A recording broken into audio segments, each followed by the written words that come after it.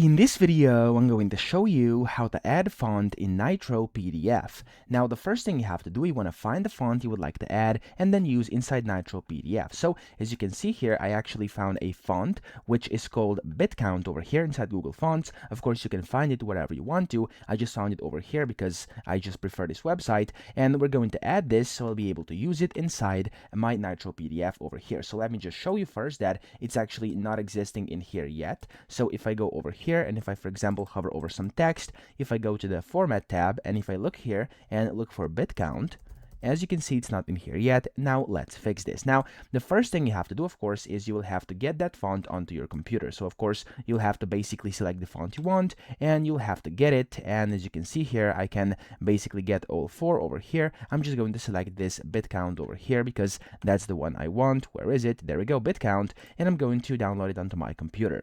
Now, whenever you've done that, it's going to basically be inside your downloads folder. So you have to go to your downloads folder. That's the second thing you have to do.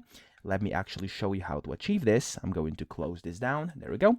You have to go to the downloads folder, and in here you'll see your font. You want to right click and extract all, and then extract again.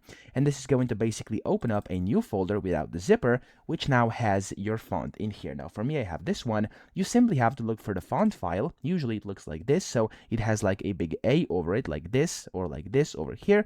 And you simply want to double click it to run it.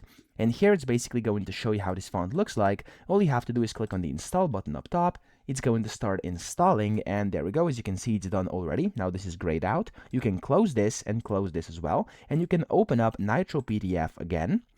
And when we're now in here, I'm going to actually open up a document here, and I'm going to just type some text. So I'm going to type text, and I'm actually going to just type in hello there, like this. And what we're going to do here is we're actually going to highlight that, go up top, and if I now go in here, as you can see, BitCount Regular is now available. So I can just click on it, and I can use that font inside my PDF. So that's literally all you have to do. You simply have to install the font onto your computer, and you'll be able to see it inside Nitro PDF as well. So I hope this video helped you out. If it did, please subscribe to the channel and help me out as well.